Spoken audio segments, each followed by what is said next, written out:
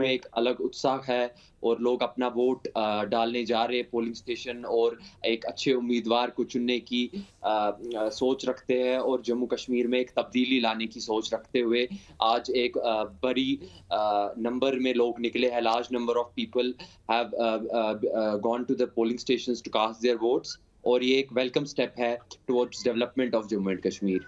जी बिल्कुल जहांजेब, बड़ी बात है क्योंकि लोग लंबे समय से इंतजार कर रहे थे, लेकिन ये भी देखा जी। जाए कि पिछले 10 साल में जम्मू कश्मीर में बहुत कुछ हुआ है। डिलिमिटेशन हुई है, 370 एब्रोगेट कर दिया गया है और लोगों को लंबे समय तक बोलने का मौका नहीं दिया गया था। तो इसी बीच हम ये भी देख रहे हैं कि इस विधानसभा चुनाव में आजाद उम्मीदवार बहुत खड़े हुए हैं। तो क्या ये आजाद उम्मीदवार जो है वो किंग मेकर की भूमिका निभा सकते हैं? लोगों में विश्वास इन आजाद उम्मीदवारों को लेकर कितना है? जी, जैसा कि आपने कहा कि आज़ाद उम्मीदवार हम देख रहे हैं जैसे इस बार बढ़-चढ़ के पार्टिसिपेट कर रहे हैं इंडिपेंडेंट्स, तो उसमें मोस्ट ऑफ द इंडिपेंडेंट्स हम देखें तो वो युवा है।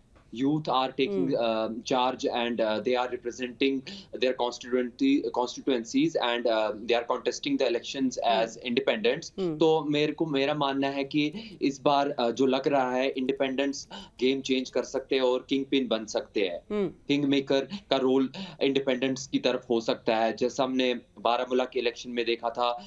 इंजीनियर रशीद जो एक अवामी इत्तेहाद पार्टी से थे लेकिन उनकी पार्टी की रजिस्ट्रेशन नहीं हुई थी, वो भी एक इंडिपेंडेंट ही उठे थे और उनने फॉर्मर चीफ मिनिस्टर को हराया है। तो और एक बड़े मार्जिन 2 लाख से ज्यादा वोट से हराया है। तो मेरा मानना है कि इस बार असेंबली इलेक्शन है तो बहुत सारी कॉन्स्टिट्यूएंसीज में इंडिपेंडेंट्स जो है वो लीड कर सकते हैं।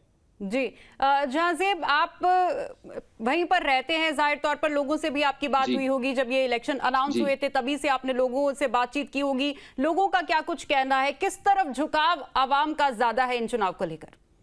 इस चुनाव का अगर हम झुकाव की बात करें तो करेक्टली बोल नहीं सकते हैं क्योंकि डिफरेंट टाइप ऑफ आप देख सकते हैं। जैसे इंजीनियर रशीद साहब तिहाड़ से आ गए तो उनके पीछे एक वेव चल रही है। हजारों का तादाद में लोग उनको हर जगह वेलकम करते हैं। यहाँ पे नेशनल कॉन्फ्रेंस या पीडीपी की बात करें तो अगर हम देखें जो श्रीनगर या सेंट्रल कश्मीर में देखा जाए तो ये कह रहे लोग कि नेशनल कॉन्फ्रेंस लीड कर सकती है। और अगर हम बारामूला साइड की बात करें तो वहाँ पे इंजीनियर रशीद की एक वेव है, तो हो सकता है कि इंजीनियर रशीद वहाँ पे वो लीड हासिल कर सके। और जम्मू बेल्ट की बात करें तो जम्मू बेल्ट ऑब्वियसली बीजेपी का एक हाँ। स्ट्रॉन्ग बेल्ट रहा है, तो कहा जा रहा है कि बीजेपी जम्मू में एक स्ट्रॉन्ग लीड लेने वाली है। जी बिल्कुल, तो बीजेपी जिस तरीके से जो फैसले जम्मू कश्मीर को लेकर केंद्र सरकार ने लिए जहांजेब, उनको देखा जाए तो क्या लोग संतुष्ट है 370 की एब्रोगेशन से? क्या डिलिमिटेशन से वो खुश हैं? या फिर रिजर्वेशन की बात करें, जो लास्ट ईयर डिसीजन लिया गया था, गुजर बकरवाल कम्युनिटी को रिजर्वेशन दे दिया गया था, उस पर भी बहुत बवाल हुआ था। लोगों का क्या कहना है? ये डिसीजन लोगों के हित में है? जम्मू कश्मीर के लोग संतुष्ट हैं इन डिसीजन से? देखिए, इसमें तो जनरल कैटेगरी के लोगों का ऑब्वियसली एक रिजेंटमेंट रहा है कि वो बोल रहे हैं कि हमारी ऐसे अगर रिजर्वेशन होती रही तो जनरल कैटेगरी ही एक रिजर्वेशन बन जाएगी। जनरल कैटेगरी के लोगों को जॉब्स नहीं मिल पाएगी। लेकिन अगर मैं बात करूं एडमिनिस्ट्रेशन जो आज जम्मू कश्मीर की राइट नाउ, मैं उस चीज़ की कॉम्प्लीमेंट करना चाहूँगा ऑनरेबल लेफ्टिनेंट गवर्नर साहब को, जो जम्मू कश्मीर में एक डेवलपमेंट के विजन के साथ चल रहे हैं और वो किसी पार्टी को की तरफ बायस नहीं है।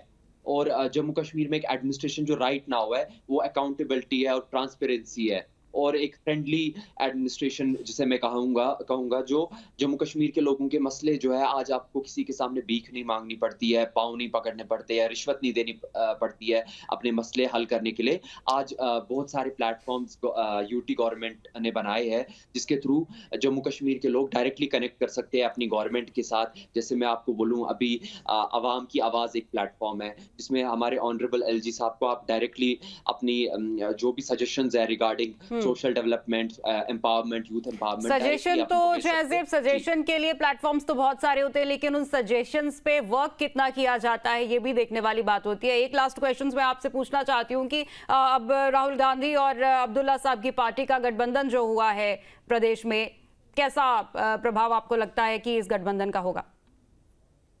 में तो अगर हम देखें जो पहले ही ब्रेक्स आ गई बानिहाल सीट पे, जो उनके फॉर्मर पीसीसी प्रेसिडेंट है, अगर आप उनका इंटरव्यू देखेंगे उनने कितना जहर उगला है रिगार्डिंग नेशनल कॉन्फ्रेंस, तो मुझे लगता है ये अलायंस ज़्यादा देर तक टिकने नहीं वाला। ये एक प्री पोल अलायंस है, बट मुझे लगता है इलेक्शन के रिजल्ट के बाद पूरी क्लैरिटी मिलेगी और ये अलायंस ज़्यादा देर तक टिकने नहीं वाला है, क्योंकि इसमें ब्रेक्स लग रहा है कि बहुत आ रहे हैं।